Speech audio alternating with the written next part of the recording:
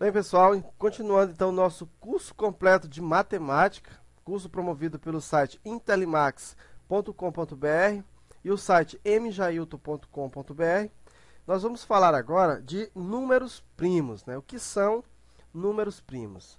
Então, números primos são os números naturais que têm apenas dois divisores diferentes, o 1 e ele mesmo.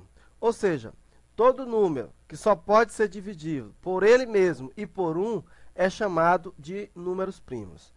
Então, por exemplo, o 2 tem apenas dois divisores, o 1 e o 2. Portanto, ele é um número primo. E uma curiosidade, o 2 é o único número primo que é par. Outro exemplo, nós temos aqui o 17. O 17 tem apenas os divisores 1 e 17. Portanto, 17 é um número primo. Então, número primo é aquele número que só pode ser dividido por ele mesmo e por 1. O 10. O 10 tem os divisores. O 10 pode ser divisível por 1, por 2, por 5 e por 10. Portanto, o 10 não é um número primo.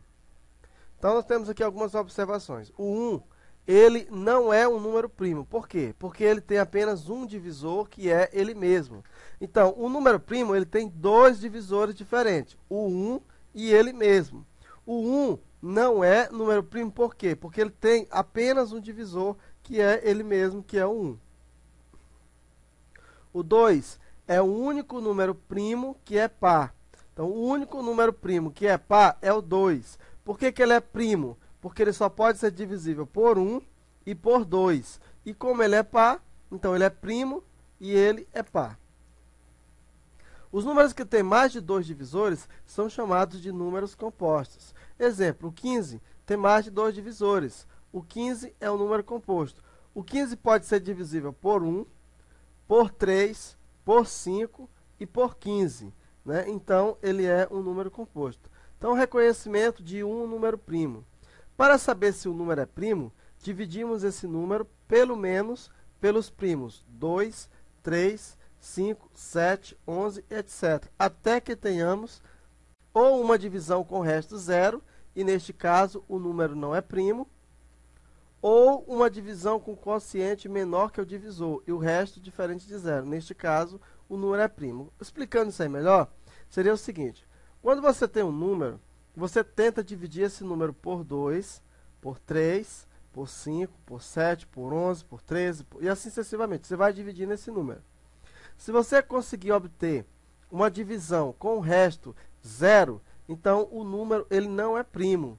Agora, se você conseguir ter como quociente uma divisão menor que o divisor e o resto for diferente de zero, então o número ele é primo. Exemplo, o número 161, ele não é par, né? O número 161 ele não é par, portanto, ele não é divisível por 2. Nós aprendemos na aula anterior que todo número que é par é divisível por 2, e todo número divisível por 2 é par. Então, o número 161 não é par, portanto, não é divisível por 2. 1 mais 6 dá 7, mais 1 dá 8, portanto, não é divisível por 3. Nós aprendemos que o número ele é divisível por 3 quando a soma dos seus algarismos, né, formar um número divisível por 3. Então, o 161 ele não é divisível por 3. Não termina em 0 nem em 5, portanto, não é divisível por 5.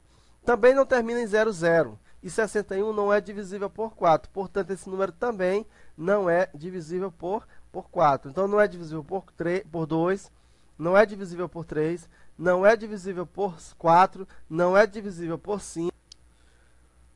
No entanto, se você dividir o número 161 por 7, você vai ter como quociente os 23 e um resto zero. Logo, 161 ele é divisível por 7, portanto, ele não é um número primo. Então, 161 ele não é divisível por 2, não é divisível por 3, nem por 5, mas é divisível por 7. Então, se ele possui mais de um divisor, como ele é divisível por 1, ele é divisível por ele mesmo, e aqui nós já encontramos que ele é divisível por 7, então ele não pode ser um número primo. Por quê? Porque ele já tem mais, né, de 2 divisores. O número 113, ele não é par, portanto não é divisível por 2. 1 mais 1 é 2, mais 2 mais 3 dá 5, portanto não é divisível por 3. Não termina em 0 nem em 5, portanto não é divisível por 5. Também não é divisível por 4, porque não terminou em 0, 0. E nem o 3 é divisível por 4, portanto também não é divisível por 4.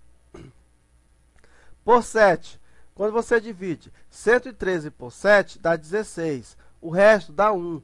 Então, o quociente 16 ainda é menor que o divisor.